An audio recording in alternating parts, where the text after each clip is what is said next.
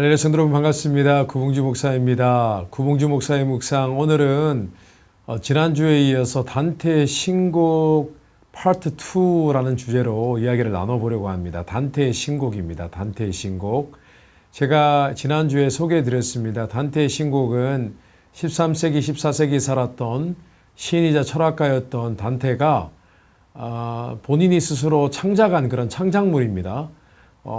본인이 벨라기우스라는 어떤 의인을 만나서 그 사람의 안내로 지옥과 연옥과 천국을 탐방하는 그런 내용을 다루고 있습니다. 이것이 서사시, 시로 쓰여졌기 때문에 굉장히 내용이 어려웠습니다.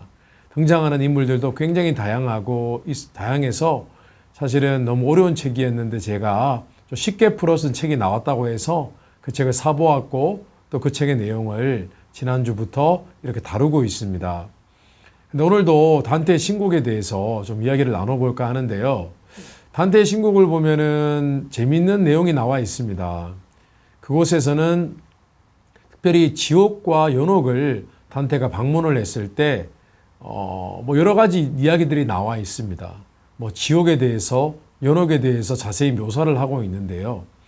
단테의 신곡에 의하면은 그 묘사된 지옥의 모습은 정말 다양합니다. 연옥도 마찬가지입니다.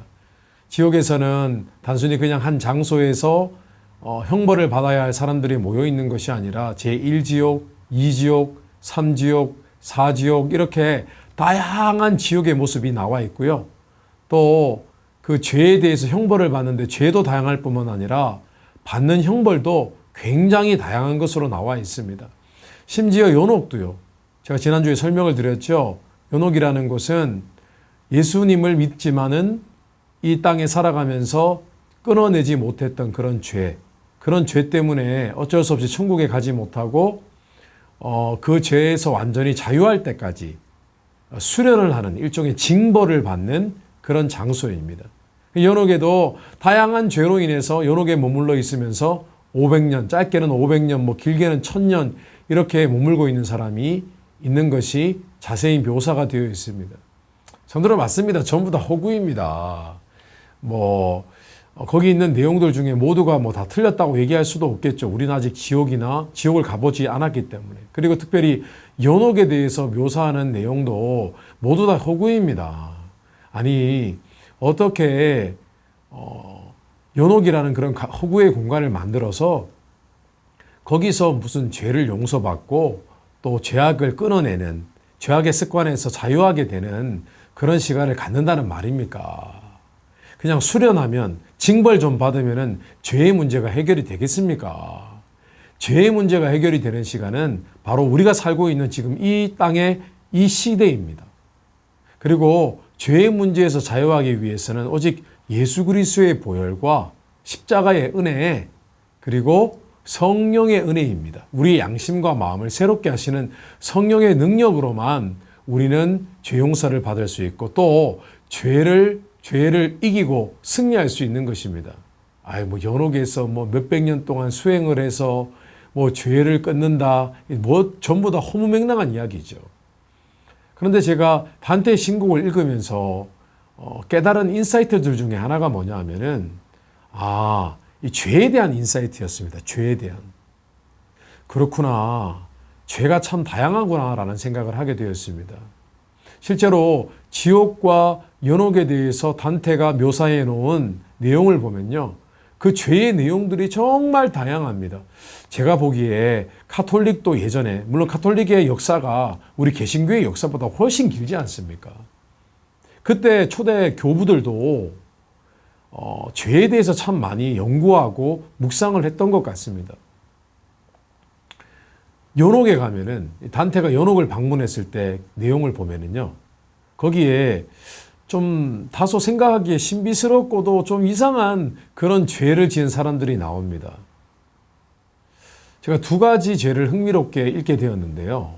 첫 번째 죄는 그런 죄가 있더라고요. 식탐이 많은 사람들, 그런 사람들이 연옥에 가서 그 식탐이 없어질 때까지 그 연옥에서 수행을 하는 거예요. 또 한 가지는 게으름입니다. 게으름. 그러니까 식탐이 많은 사람들에게도 죄가 있다는 것이고 게으른 사람의 죄도 있다는 것이에요.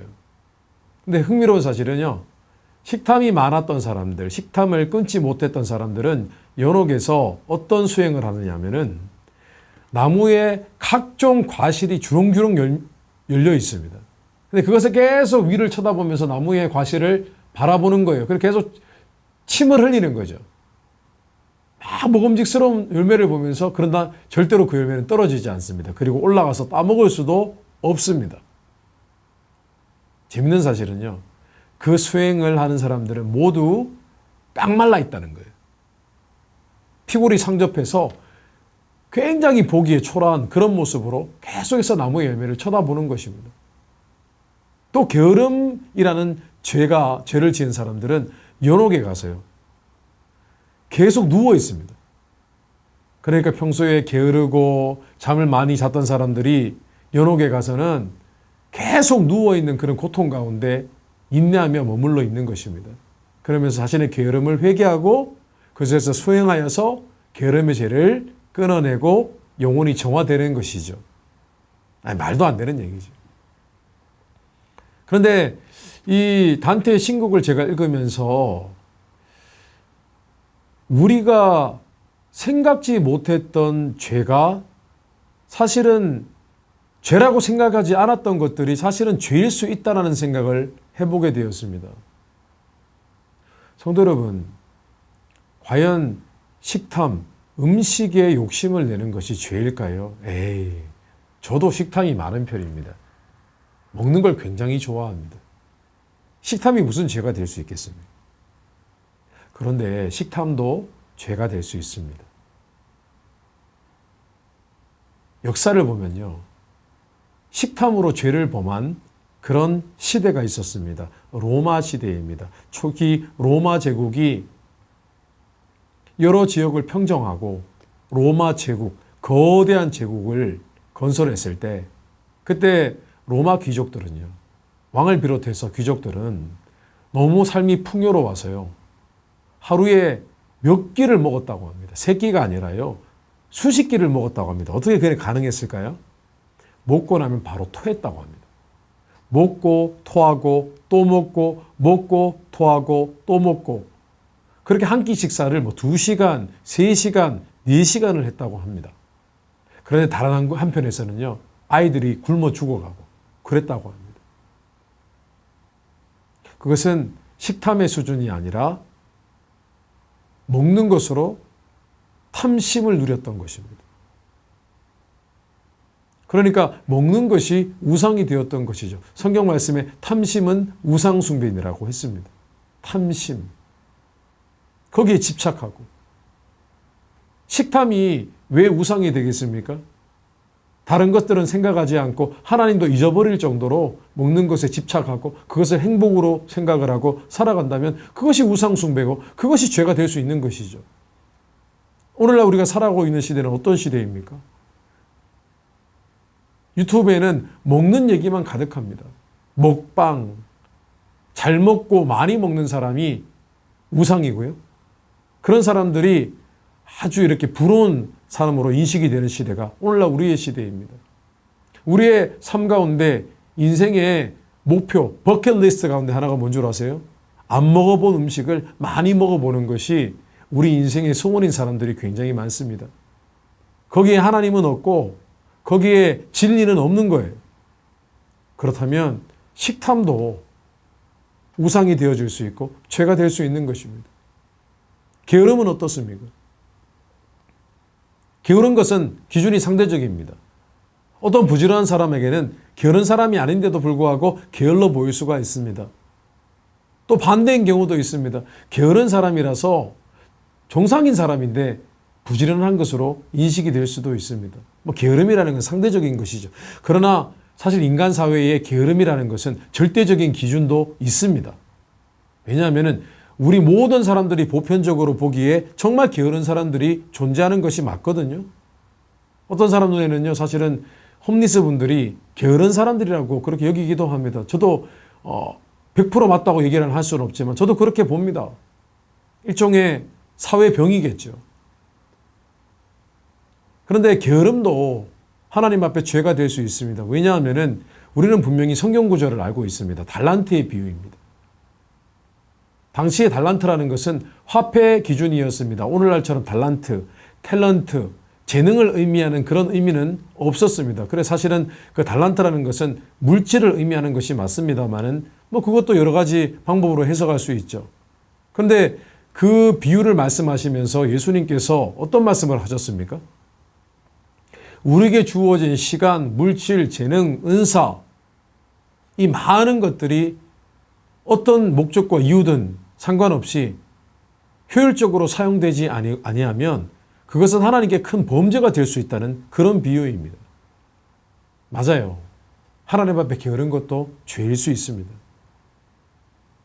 만약에 우리가 이런 관점이라면은 정말 우리는 어떤 면에 있어서 가톨릭 신자들이, 가톨릭 신학자들이 그렇게 연구했던 것처럼 우리도 죄에 대해서 좀 더 깊이 알아야 되지 않겠습니까? 어쩌면 오늘날 개신교 크리스찬들이 오히려 죄에 대해서 더 무지한지도 모르겠습니다. 성도는 죄의 본질은 아담과 하와 때부터 온 유전된 죄성입니다. 원죄입니다. 그런데 그 죄의 핵심은 이기주의고 하나님께 불순종하고 불신하는 것이고 교만함입니다. 근데 그것은 삶의 다양한 모습으로 나타날 수가 있습니다.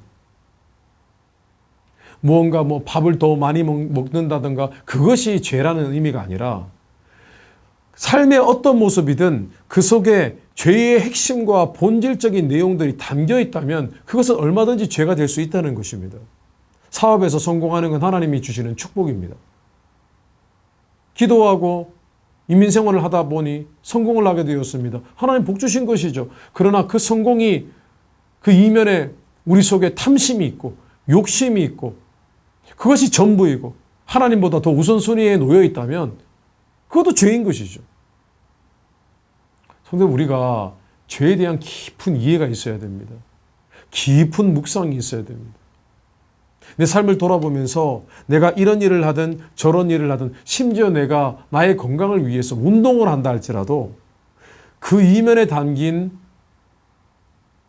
본질이 하나님을 떠난 것이고 하나님보다 더 우선되는 것이고 하나님보다 더 사랑하는 것이고 그리고 하나님을 잊어버린 것이고 하나님의 명령과 뜻에 거스르는 것이라면 우리는 그것이 죄라는 사실을 인식할 수 있는 영적인 지각이 필요한 것입니다.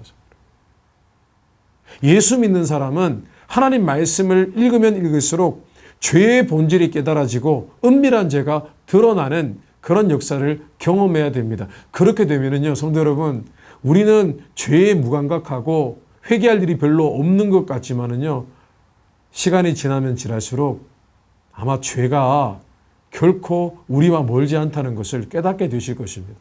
더 회개하게 되실 것입니다. 제가 최근 들어 회개에 관련된 그런 주제로 설교 말씀을 2번이나 전했습니다.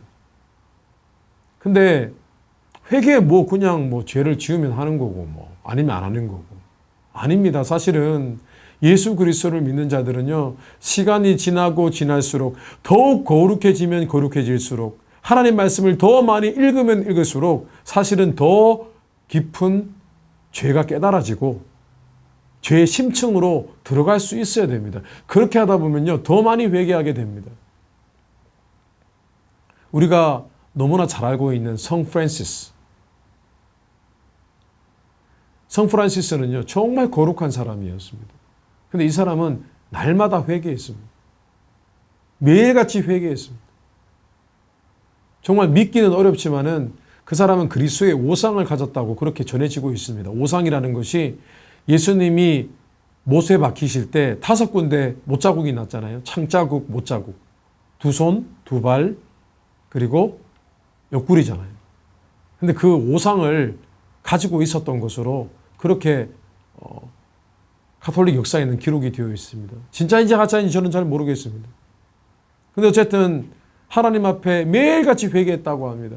그 속에서 또 죄를 깨닫고. 저는 신앙의 성숙이 뭐냐고 누군가 묻는다면 저는 죄에 대한 깨달음이라고 생각을 합니다. 근데 죄에 대한 깨달음이 더욱 심화될수록 예수 그리스도의 십자가의 은혜에 대한 깨달음은 더욱더 심화되는 줄 저는 믿습니다. 성도 여러분, 오늘 단테의 신곡에 나와 있는 우스꽝스러운 그런 죄의 모습, 또 그 죄에서 벗어나고자 하는 연옥에서 뒹구는 사람들의 모습 통해서 죄에 대해서 다시 한번 돌아보는 시간을 가졌습니다. 성도님들 어떠세요? 우리가 정말 하고 있는 일들이 세상 사람들이 보기에 죄는 아니라 할지라도 그것이 우리의 깊은 곳에, 내면에, 그리고 하나님이 보시기에는 죄가 될 수 있다는 이 사실 다시 한번 기억해 보시고 죄에 대해서 고민하고 더 깊이 있게 묵상하는 가운데 하나님의 은혜를 더 깊이 발견하는 그런 신앙생활 하게 되시기를 주님의 이름으로 축원합니다. 오늘 구봉주 목사의 묵상 여기까지 하겠습니다. 감사합니다.